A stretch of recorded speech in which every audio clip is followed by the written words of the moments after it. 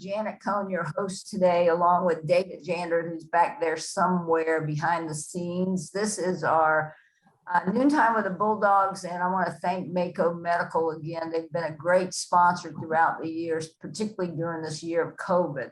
We have some special guests with us, Stacey Enos, who is head women's soccer coach and one of the co-owners of Asheville City Soccer, and Ryan Kelley, who's the president. We also have our very own women's soccer coach, pretty new to town, Andy McNabb. And of course, someone is a little more familiar, our own former student athlete, Coach Mick, who is, by the way, I guess we're counting down the days because he's going to get married this weekend. You see that smile on his face. So more to come from Andy and Mick, but let's open this up. I'm gonna start with you, Ryan, and then I'll go back and forth between you and Stacey. Tell us a little bit, how does a guy, I see you got your fighting Irish back there, a graduate of Notre Dame, end up in Asheville being with this vision to start the Asheville City Soccer? So give us a little history first before we actually talk a little more about the season. Sure, yeah. So thank you for having me. Thrilled to be here. And it was a great summer being at UNCA, so thank you for that as well. I'm actually from Marion, from McDowell County. I did not grow up as a soccer player, in stark contrast to my comrade Stacey. When I went to college, I was randomly assigned a roommate who had just gotten back from the World Cup in Germany, and I don't think I'd ever even watched a soccer game at that point.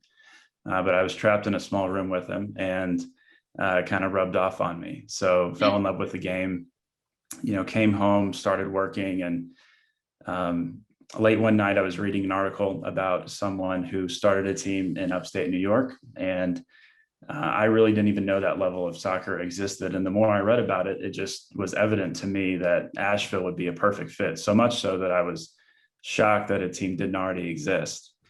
So I got with my friends that I grew up with from high school, and I think everyone kind of grows up thinking a dream job would be running a sports team. So we kind of set a few meetings, and the project just kind of took off. So that was 2016 when we started working on the project.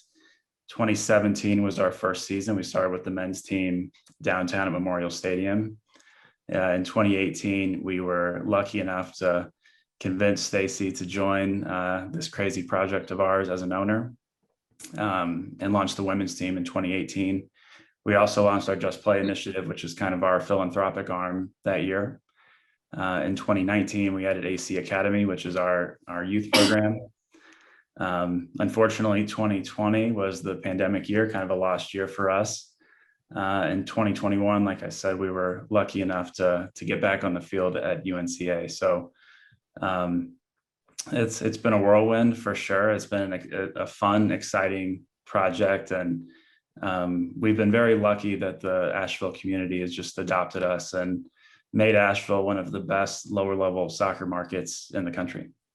Well, and I want to follow up because you mentioned in your opening comments about this level of soccer. Explain to our Ryan, if you will, explain to our Bulldog fans. Obviously, they know like we're NCAA Division I college soccer. They're going to probably watch the Olympics. They've probably been watching some soccer World Cup, but describe the level we really are with the Asheville City Soccer. Yeah, so our teams are pretty professional, largely consisting of college players playing over the summer and their off season. The vast majority of our players come to us, I think, to both maintain their fitness heading into their college seasons, and also to get some recognition and maybe get noticed by professional coaches in leagues above us to maybe move on and make a career of playing. So on the men's side, we're the 4th division of U.S. soccer. On the women's side, we're the 2nd division. Kind of complementing the college players that play for us are a lot of locals who, a lot of them are, working regular jobs and maybe played in college and want to, kind of give playing one final go as they get a little older. So it's a good combination of college athletes kind of in the prime of their playing career with locals who maybe had that experience, as well as some younger players in high school that, are really excelling and looking to go play in college and maybe play professionally that are involved with our teams as well. Right. I always kind of say to kind of compare, the best comparison to what we do is kind of the summer league wooden bat baseball. So it is, we call it minor league, but it is, both our teams are amateur teams. So it aligns well with college play. And that's why, having Mick involved with us on our men's side for the last few years has been such a great fit, because he's so intimately aware of the college landscape and he's able to recruit players that want to play in this atmosphere. Well, I'm glad you mentioned that, because Mick is virtually, in 1 year, he's head coach of 2 different programs, your program, ours. Great question. Talk about who are the teams that are coming to Asheville to play against us? Because I think people are very interested in that. Like, who is our competition for Asheville City Soccer? Sure. Yeah. So both of our teams, our men's and women's teams, play in national leagues. The men play in USL League 2. The women play in the WPSL. Each of those leagues has over 100 markets involved. So we play, obviously, we play in kind of regional southeastern areas in each, although both teams kind of comprise different areas. So the men play a lot of teams from Atlanta, Chattanooga. In the past, we played clubs from Knoxville, Greenville. So primarily southwest of Asheville, while the women's team has primarily played kind of a Carolinas conference. So between both teams, we really like that we kind of have, the entire Southeast covered. Both teams coming into the Asheville market and experiencing Asheville, and our teams getting to experience, pretty much every major city in our region. Yeah. So Stacey, I'm going to turn to you now. And before we actually talk about Asheville City Soccer women's programs, for our Bulldog friends out there, give us your background, because some people may not be as familiar as we are with your credentials as a player and a coach. Well, thank you. Yeah, thank you for having me. I came, I'm pretty much a product of Title IX, Janet. Early 80s, I had the opportunity. There was no ODP on the girls' side when I was playing. So I basically learned the game by playing a lot of pickup with boys, and jumped on a women's adult team when I was 14. So that's how I basically clipped away at getting seen. But I eventually went to a game at University of Central Florida, and they happened to be playing Carolina. So Anson had a chance to watch me scrimmage with some players and invited me up for a tryout. So my path took me to University of North Carolina, 3 national championships. And then I had the fortune of being on the first U.S. women's national team. And I was a member of the women's national team for 2 consecutive seasons. And then from there, I decided that the game was a big part of my life, and got into coaching. So I've been, had some stints at Seattle University, University of Utah, did a lot of club coaching. I was a girls director for HFC. And then when I moved to Asheville in 2001, there was a women's W League team called the Asheville Splash. So that's kind of been my journey. It's been a great ride. Well, you may have gone to Carolina, but you sound like a Bulldog, a champion and a leader. So I got to go back a little bit to your Carolina story, because obviously Chapel Hill has this reputation for women's soccer, and you played for probably one of the greatest coaches, college coaches. Talk a little bit of what it was like to play for Anson and being on those kind of teams. That was incredible. I think Anson gave, coming into Carolina, Anson definitely instilled this,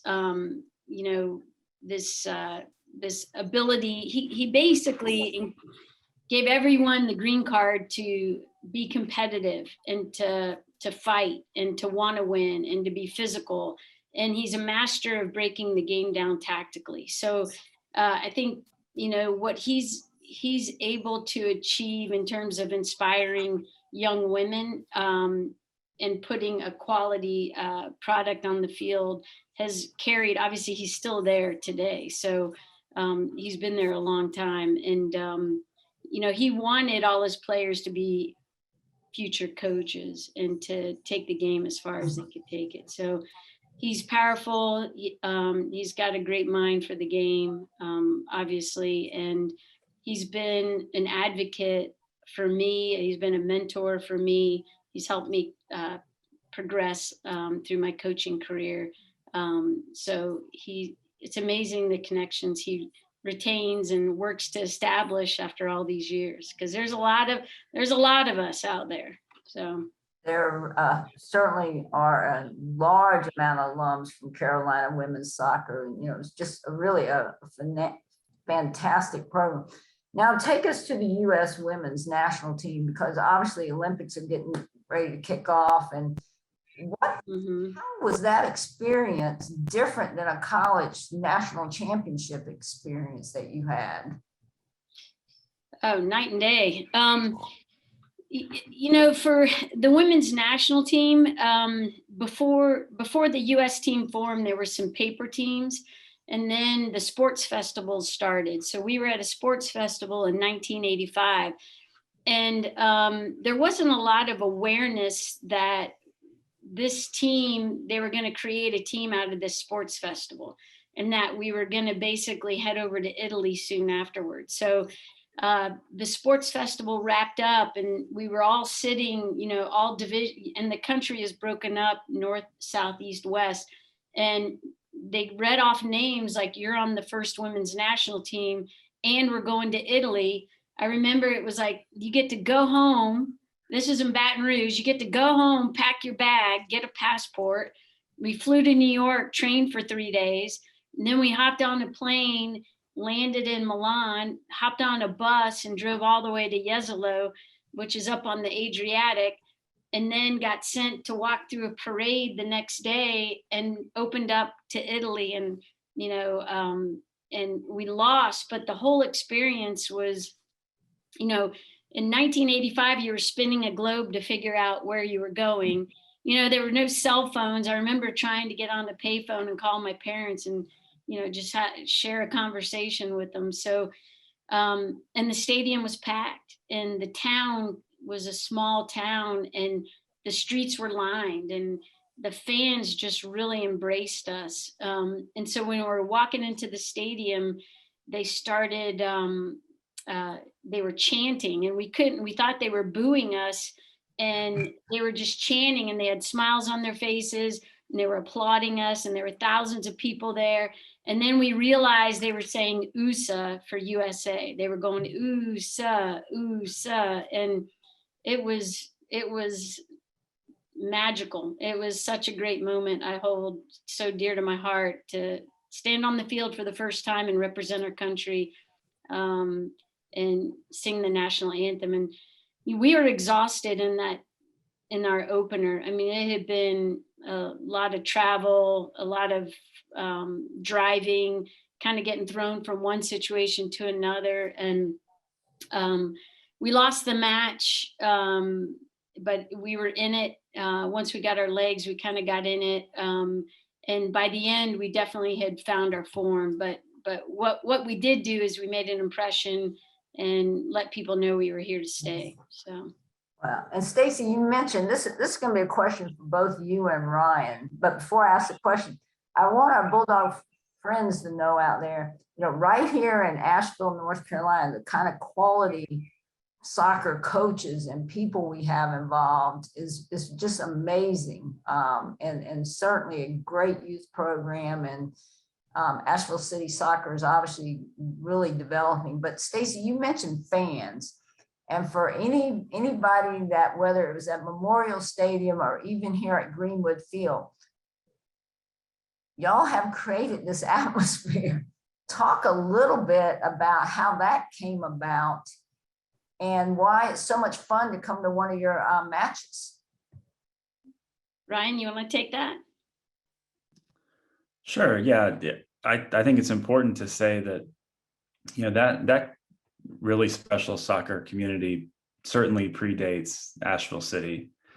As soon as we started talking about this project, it was evident that people would embrace it. And I think all we've done is kind of provided a platform for this community to really come together around, shared crest and colors and celebrate this community. A lot of the people that come to our games and our biggest fans were the biggest fans of the Splash, 20 years ago. The adult soccer community in Asheville is something that I think is unlike anything you see in cities of similar size or even larger. All the time I talk to people from Charlotte or Raleigh, and they're so envious of the adult soccer playing community that we have. And that playing community is really, I think, the heart and soul of Asheville City, of really the soccer community at large. But that's really the group that pushes us forward.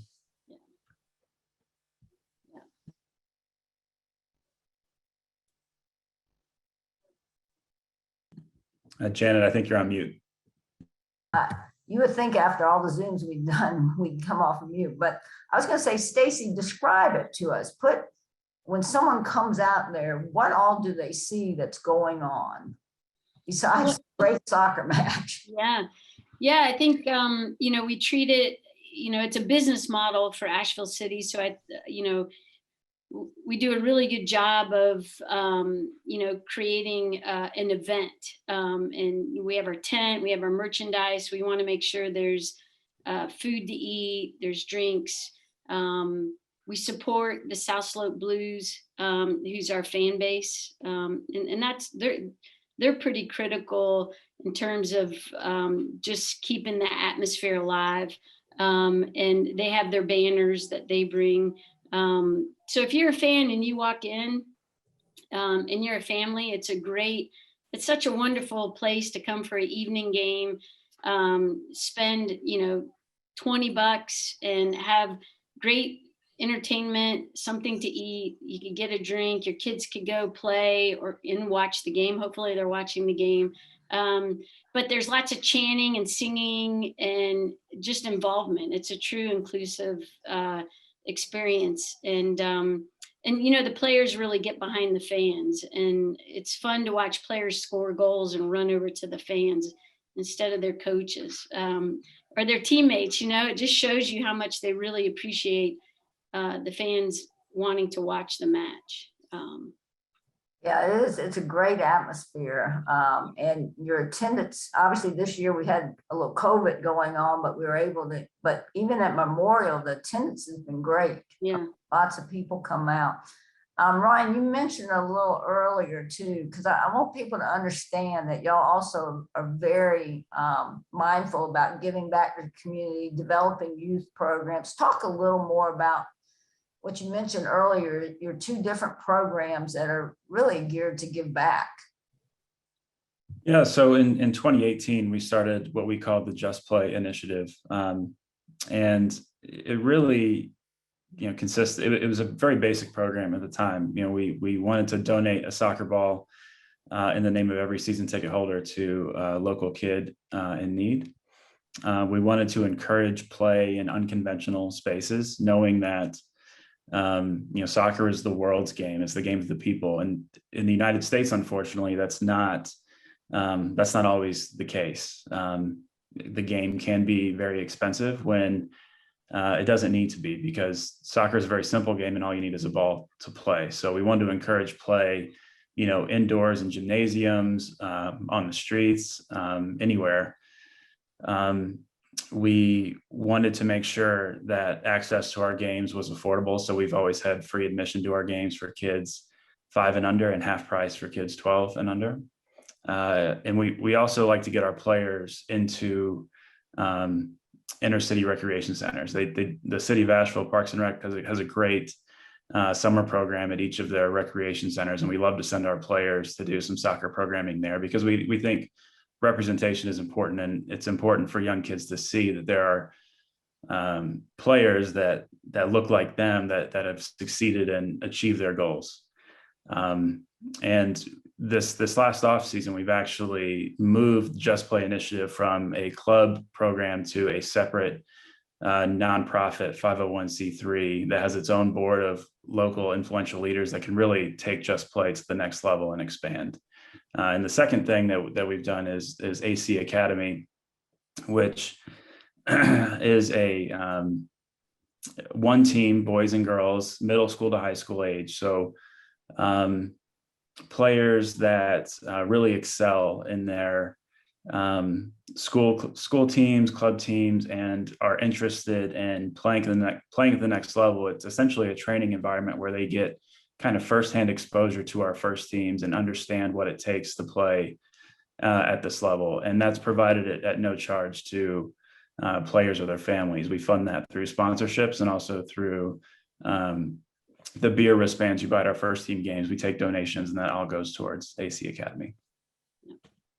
That's awesome. It's a great way to give back. And Stacey, I know you had an opportunity too. We had a visiting international team here this year. So talk, once again, bringing people to Asheville, we're exposing people to all kinds of cultures. Talk a little bit about that for us. Yeah, absolutely. So Isler Brown actually played for the Asheville Splash, and she's from Trinidad and Tobago. And like Ryan was saying, and we all know it's the world's game, and players are always looking for a place to play at the next level or have the in-between seasons to sharpen their college game. But Isler was on the Trinidad and Tobago national team, and she also is the coach for works with the USVI national team. And we've had a long relationship and friendship ever since she left here in like 2003. It was she runs their academy program on St. Croix, and it was just a great opportunity to expose her group, her academy group with our players, and the Islands Tourism Development Bureau helped them get to Asheville. So it was a big commitment on their part, and they had a wonderful time here. And our players really enjoyed playing them as well. So, that's what we're trying to do, is expose more and more young females to the game, make sure they know it's played at the collegiate level. It was great to host it at your venue and your college, and show them that the game can be played at the next level. So. Well, obviously, Asheville City soccer is all in Asheville, and this is, thank you so much for sharing. I'm going to now transition a little bit. I'm going to start with Mick first, Andy, since Mick did have this experience to be a head coach for 2 teams this year. Mick, before we talk about Bulldog athletics, what's it like to be a college coach and then you're going to coach Asheville City soccer? It's fun. It's also hectic. And it's one of those where you make sure that you surround yourself with everyone that can help you. And so I've been very fortunate that obviously, I and Stacey and ownership from Asheville City, they're extremely organized and they're brilliant. They make things easy. Yourself, Terry and our staff here at UNCA, wonderful as well. And then the staffs that we have on staff with me that are coaching are just brilliant people too. So I think the number one thing was just to make sure that we were organized and that we had people that could take care of things and sort out everything. But it's exciting and it's an honor, it's a privilege to be able to do both, to have the opportunity just to even have one is an honor and privilege. To have the opportunity to have both is something that, I couldn't even dream of. So just very exciting, but there are some days that are maybe longer than others, but you get to coach. So it's not like you're Taylor Durrell out there curing cancer or anything. All right, so let's go with this. COVID caused was one of the reasons that we had our fall season in the spring, which is very unusual. So we just finished up our 20 season back in the spring of 21, made the playoffs. So what's going to be different for you for this summer as in August as we're bringing back our student athletes? Talk a little bit about our season. What are you expecting? What's going to happen? I think the biggest thing that we expect is just to continue to trend upwards and to continue to go with what we want to do with our identity and our core values of that the group has established over this last year. And so our expectations are to come in and continue to have proper character every single day, work hard, and with all of those things that we talk about daily in the small details or the attention to detail moments that we say as a group, let those add up into more success. And ultimately, as long as you are striving for excellence, both on and off the field, and you're being a good person and good character, then good things will happen. So every day we talk to the boys about be the best version of yourself today. Give everything you can and be as good as you can be. Best version of yourself, good as you can be. Some days it's not going to be there. Some days you can't be perfect every single day, but have good reactions behind it and have good interest and thoughts behind it. Things will happen for us. So we're expecting. The group is extremely excited. We've been fortunate enough to chat with them a few times so far, and they're extremely excited. They are hungry and they are ready. They still have the semifinal overtime loss in their minds, extremely fresh, which maybe it's a benefit of, having the spring season. It's so close. So they're determined, and honestly, they're just really excited and ready to get to work. So let's talk about getting to work. We're like 4 weeks away from classes, but when will our team report in, and what will be your preseason kind of workout, knowing that you're going to have a match pretty early here in August? Yes, ma'am. So the boys come in on the 9th of August. The 8th is our first day of meetings and some things. And then the 9th is the first official day. So we're just about 21 days away now from that. So just about 3 weeks out. And so what we'll look at is we'll look into about 20 of them played over the summer. And then we had them take a little bit of time off in early part of July to try and, one, just enjoy family time, but two, recover. So we'll look into trainings in the morning to start preparing us and getting some of our defending principles as a group down and some of our attacking principles down.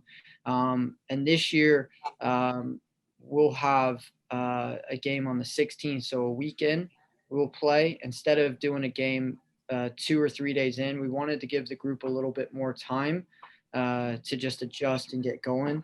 So we've done a game on the 16th. So we'll have a week before we get into it officially with that. But essentially we'll train in the morning, and then we'll look at some stuff in the afternoons, a little bit lighter, or film work. We'll do a lot of things like that. But ultimately, it's just about, like any sport, making sure that players, staff, and everyone involved, we're all on the same page. And we all know exactly what we're trying to do. And there's no gray area left in there. We all know this is how we want to attack, this is how we want to defend, this is how we treat this situation. And so just bringing up every single aspect of what we want to be as a group and how we want to play. So let's talk a little bit about the schedule itself. Maybe give us some inside look about our non-conference schedule, and then what are you expecting out of the Big South Conference? So non-conference is pretty exciting for this fall. We'll have Northern Kentucky, which won the Horizon League. Will visit us, and we'll open up with them this year. And then we'll go on the road for a couple games in a row.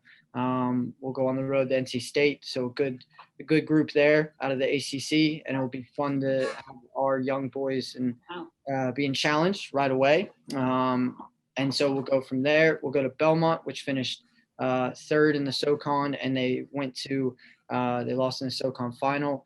And then we will then return to go to Georgia State, who won the Sun Belt regular season but lost in the Sun Belt tournament.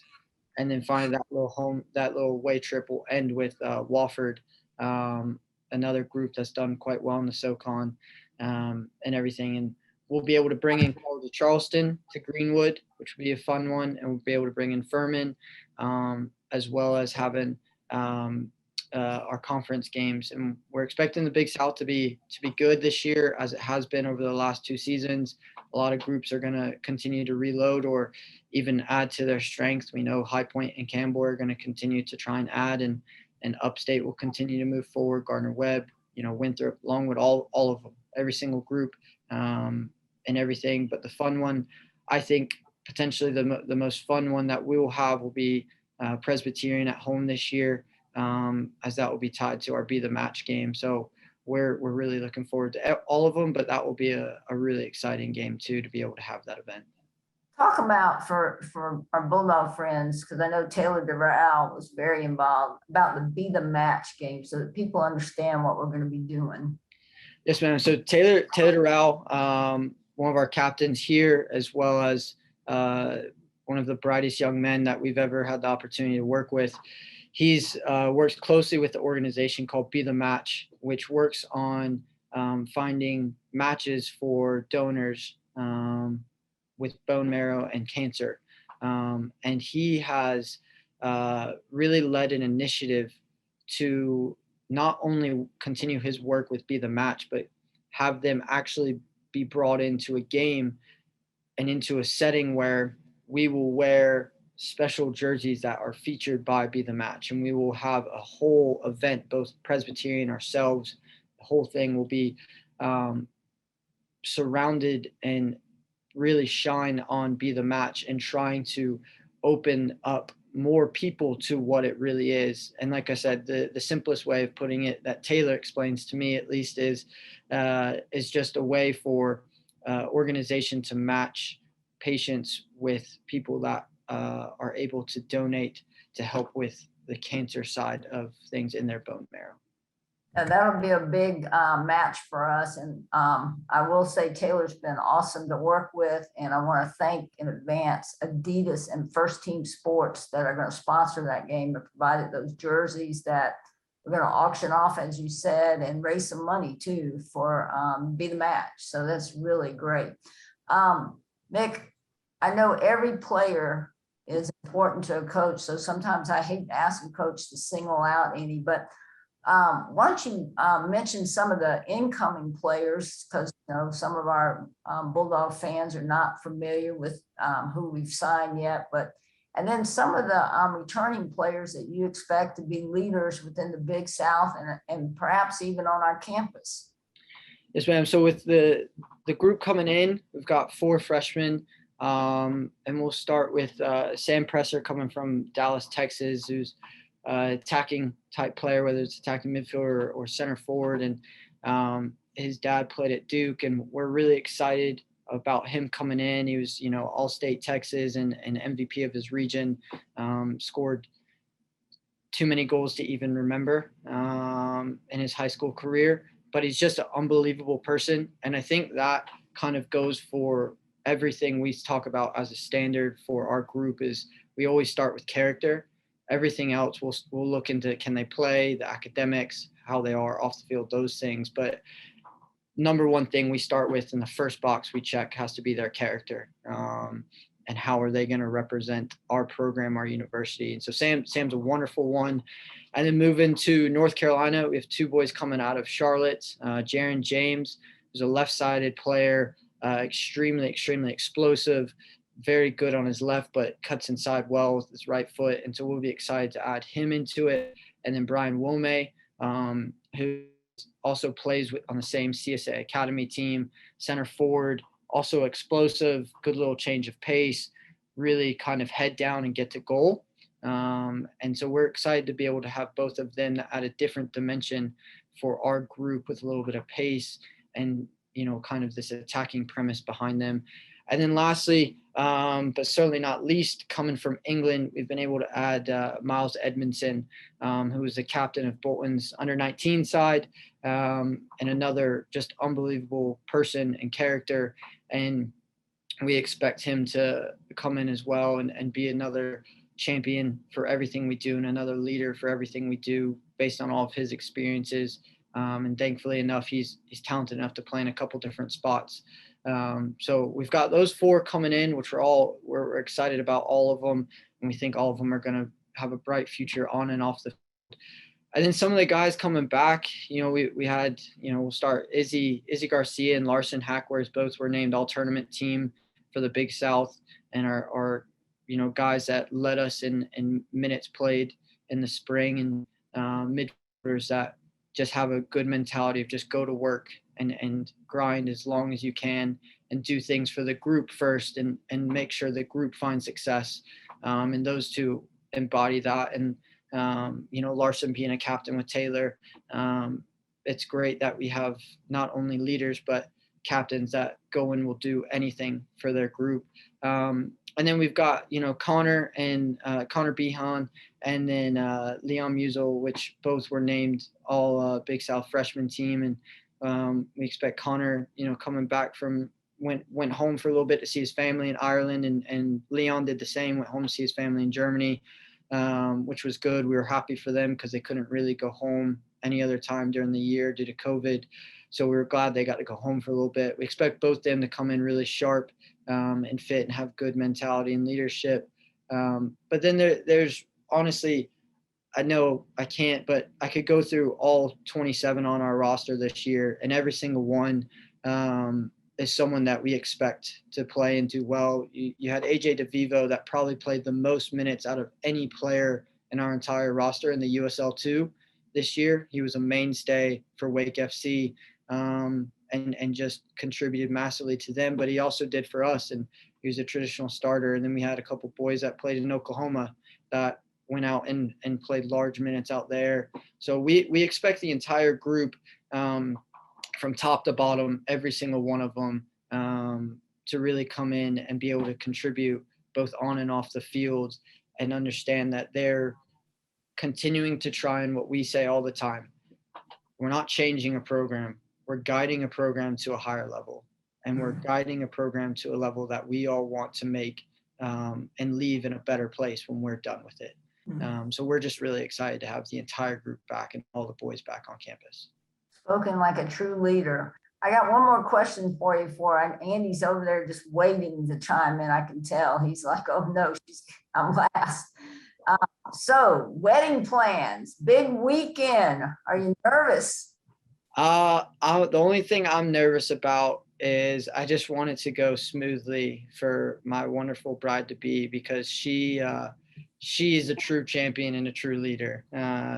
I'll definitely say that I have been slacking and lacking massively in the whole helping on the wedding planning part, where she has kicked in and done, I would say, probably 98% of everything, maybe 99% of everything. So the only thing I'm nervous about is I just want it to go smoothly for her, because she's done everything well, and she deserves this day to be perfect. But outside of that, I've told her, what am I going to be nervous about? I get to marry my best friend and we're good to go. And, and we get to come back and it's preseason time. So why should I be nervous? All right. Great answer. And congratulations again on that. That's going to be an awesome weekend for you. And our Bulldog friends may not know you as well as the other 3 here, because they've been in Asheville a while. So why don't you kick us off with, give us your background a little bit, and then what's led you to UNC Asheville? Yeah, thanks, Janet. And Mick's a tough one to follow, but I'm glad I didn't have to immediately come after Stacey, because what a career Stacey had during her time. But yeah, I'm originally from Glasgow, Scotland. Came over to the States in 2004 to play at a school in West Virginia. During that time, decided that coaching was the way forward. Got involved with a lot of kids coaching throughout the time in college, and was a graduate assistant for my alma mater, then moved to Illinois to gain some more experience on the men's and the women's side.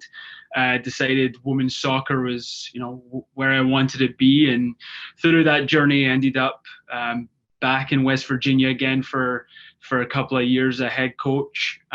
Moved over to Pennsylvania for 6 years at Seton Hill University, where, during that time we took the team from 16th in the conference to 16th in the country in a 4 or 5 year period, which was great.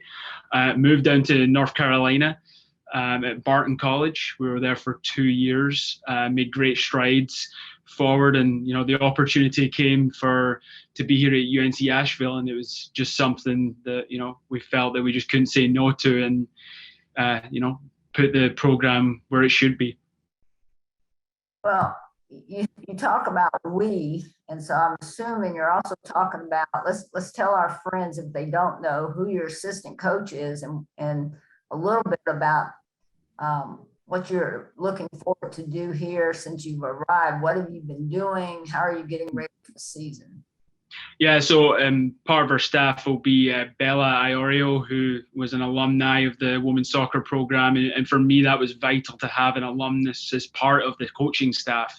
Not being from Asheville or the States, for me, it was very important. Somebody who knew the background of the program, truly cared about the team, the area, the local community, because that's something that we take pride in our programs, of being part of the community. And for me, that was massive to bring her in, and already hit the ground running. And for us so far, it's just how quickly do we get to know the area, how quickly, well, for me anyway, and how quickly do we get to know our players, and as a staff, how can we take this program forward as quickly as possible? So for us, it's just been preseason planning, and we have an ID camp coming up that we're getting people from all over the country coming to. So for us, it's just in a complete planning stage, but we're just really excited to get on the field, get the players on the field, build those relationships as quickly as possible, and get the players to know how we do things. Yeah, so this might sound like a second interview for you. How are you to do things? What's your style, or what's your philosophy of how you'd like to see Bulldog women's soccer develop?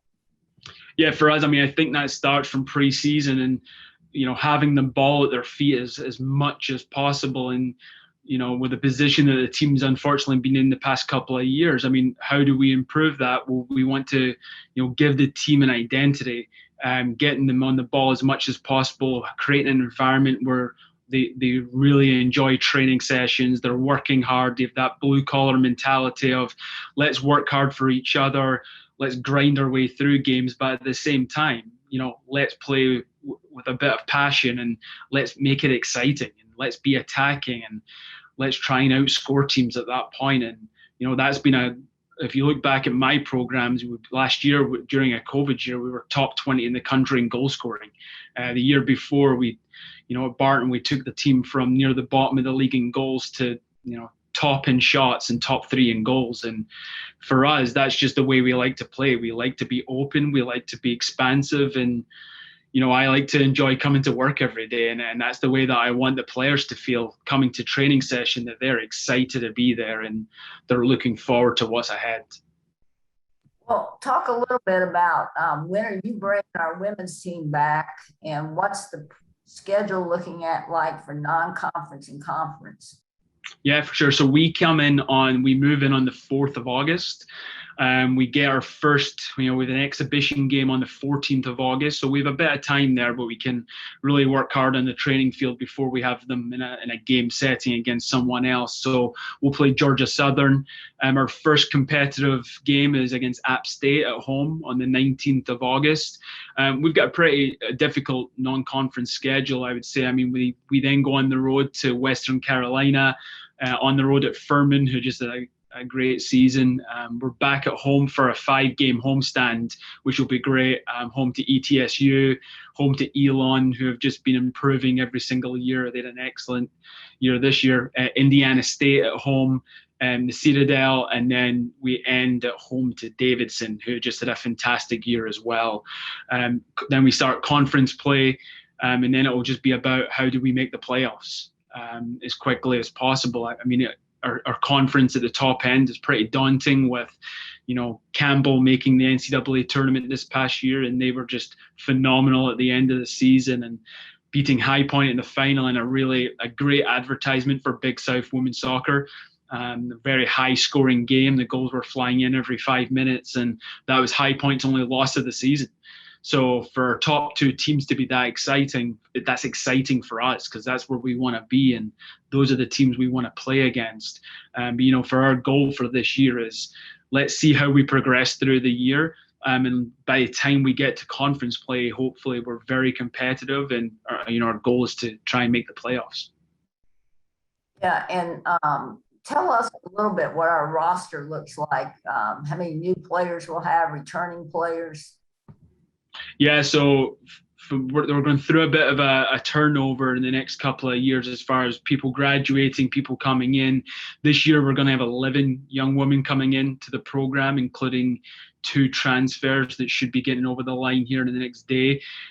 So we have a fair number of new players coming in, and that'll just be so important to bed them in as quickly as possible. And, with our group of young women coming back, they've already been fantastic and trying to get them up to date and talking with the players and making them feel as comfortable as possible. So that'll be a big part of our preseason, with the classic cliche team bonding activities, all that kind of stuff. But for us, relationships are important. And for those 11 players coming in to the program, we'll have a squad of 28 this year, and trying to get them all on board with themselves as quickly as possible, getting those relationships down as quickly as possible.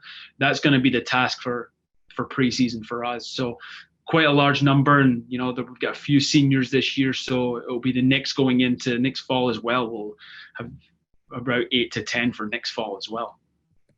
Yeah, that second year is a lot different than the first, Andy, especially when you take over after the season and it's still COVID going on somewhat. David Jander, I'm gonna bring you, if you'll come on. I know we got some questions from some of our Bulldog friends out there. So I already warned our guests to be aware that David likes to make up his own questions too. So be ready. All right, here we go. This first one is from Bulldog alum, Greg Garrison, who not only being one of our most passionate fans, but is also one of our most generous supporters as well. And this is for all of our coaches on the group. If you could talk to the Asheville community at large, what is the most important thing that those fans can do to support not only UNC Asheville soccer, but Asheville City soccer? If you don't mind, I can jump in first there. What I will say is, being new to the area and coming, on campus, and it was great to have Asheville City at our campus this summer, and stepping on, into the stands for the first game and seeing the color from the fans and the amount of people and the support of the games. You could really see the energy that was, given by the support in the stands at the game to the players. And it was a fantastic environment. And I turned to my wife and Bella were at the game, and we're like, this is awesome. This is fantastic. This is the atmosphere that we want at our games. And so, during COVID, one thing taught us, it's very easy to throw a game on the TV. But for me and our program, it would be coming in and supporting our athletes during the games at the event, because I know it's very much is loved by them, and it's a great atmosphere to play in.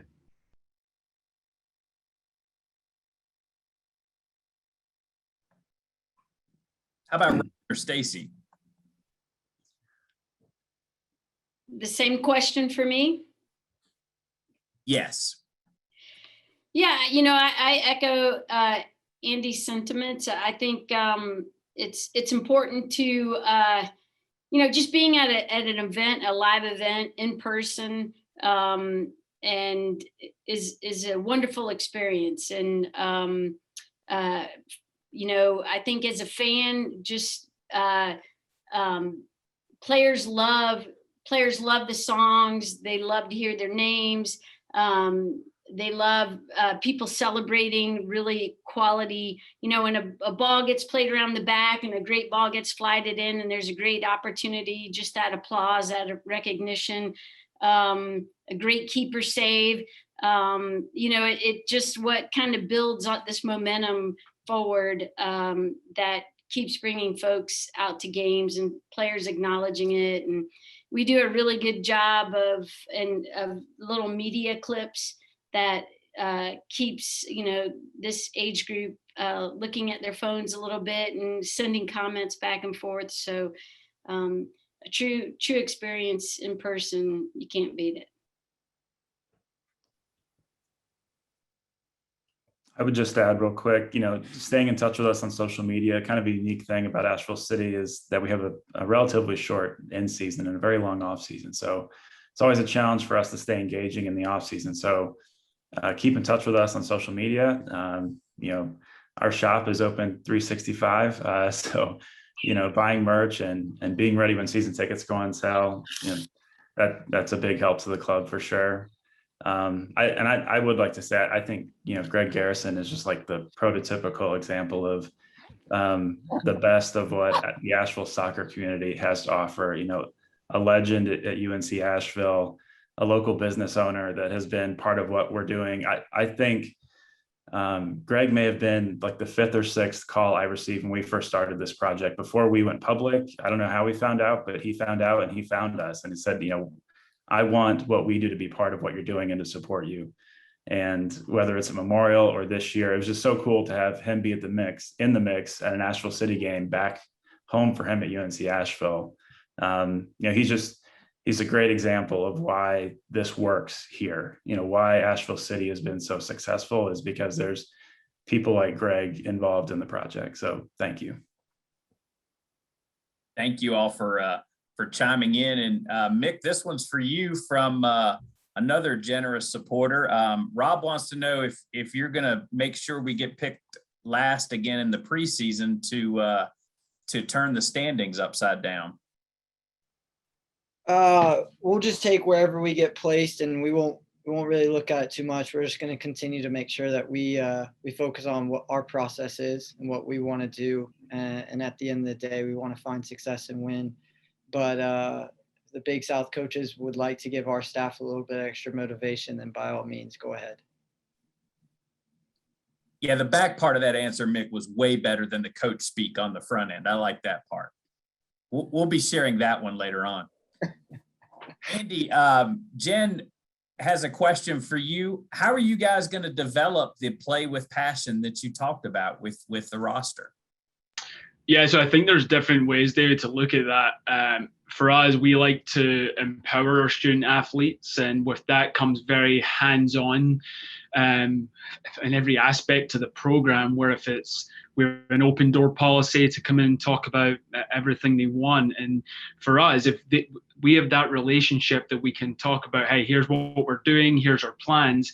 We want to give them that, the ability to have an input in there as well, because if they're happy with what they're doing in their development and the way that we're pushing them, and if they want to be doing what we're doing, I think the effort would obviously be a little bit higher than, hey, there's no balls out at training today. Well, I guess they know what they're doing. And for us, it's just the game-like mentality that we have in practice and always having a ball there, and just trying to be as high energy as possible, which me and Bella definitely are. I think it's just trying to make it as enjoyable for them as possible. But, sometimes that takes time, and it's a lot down to the attitude of the players and the staff together. But, from our first conversations, I don't think that'll be an issue going into preseason. Thank you for that, Andy. Stacey and Ryan, this next question is for you, but Mick and Andy, I'd be interested if you have any comments as well. Stacey, you're a former national team member. Why is our women's national team so good and our guys are? Oh, I don't know. That's a dangerous question. That's really dangerous. Yeah, I feel in 1985, I went to Italy was a Mundialito, was a mini World Cup. And I was surprised to find so many teams there. I didn't know the world had so many national teams. So we played against Italy, Denmark, China, Japan, Sweden. So they were forming, but they were still forming on the early side. And so I think the women got in on the early side of women's soccer globally. And then, it also, there aren't that many women's sports national teams that also existed. So I think the combination of collegiate soccer, really, I was on the first NCAA women's national championship team, or I played in the first NCAA championship, and then on the first women's national team. So, but globally, I think we were, newer to the game than the men had. The men have been there centuries, it feels like. And also we had the support within the college system to build and grow. And then I feel like US Soccer finally started putting developmentally some programs together for young women and girls that exist today. Ryan, that leaves the hard part for you, or Yeah. you and Mick. What's up with our guys? Nick, I'll let you have that. I think everyone knows I'm not in any way qualified to answer that question. Andy and I were talking about some things the other day, and we think it's one of those where we're very fortunate right now. The women's side, they're very progressive in the youth landscape and how well they have done with, the ECNL was really like a national league on the women's side before it was on the boys' side. And so with some of the organization and the structure and the youth development, it's been quite progressive. And it's been one of those where they've had a good opportunity. It's grown. And unfortunately on the men's side of things at the youth level, there's way too many organizations trying to get their hand on it. There's way too many things with pay to play, and there's too many things going on. But I'll say, and then I'll turn it to Andy, I'll say at least on the men's side, hopefully we're trending upward. Hopefully we can get ourselves into some situations such as the women have done, to where we can start to find success and close the gap a little bit. And a lot of that starts to come down to getting it as the Just Play event.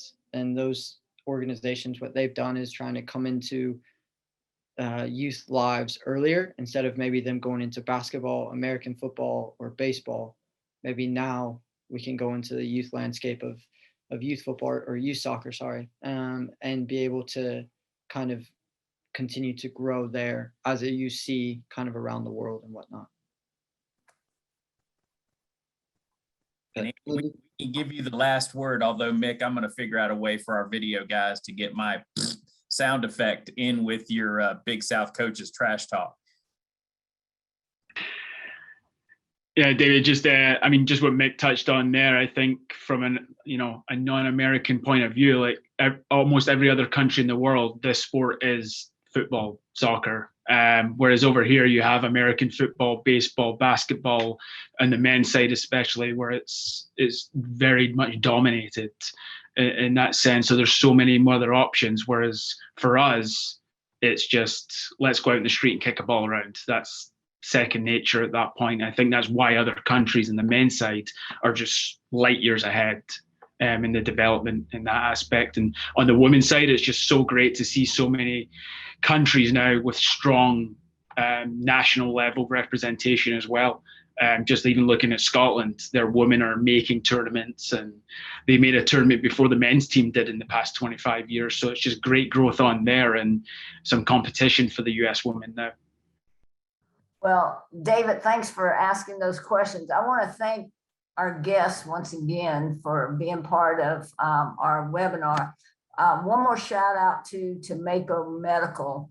And I am going to, probably everybody's in agreement about this. I want to thank both Greg Garrison and his wife, Ashley, who are both alumni. And I actually knew them when they were serving hop ice cream to the athletic director who eats it every day.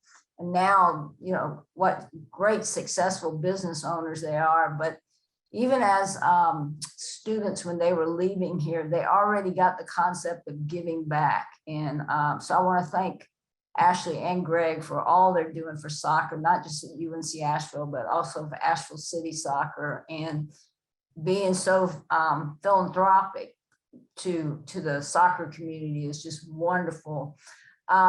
what can you do? I'm gonna answer that question. What can our fans do for Asheville City Soccer and Bulldog Soccer? I'm like Stacey, show up loud, show up proud, wearing your blue, be all in for Asheville.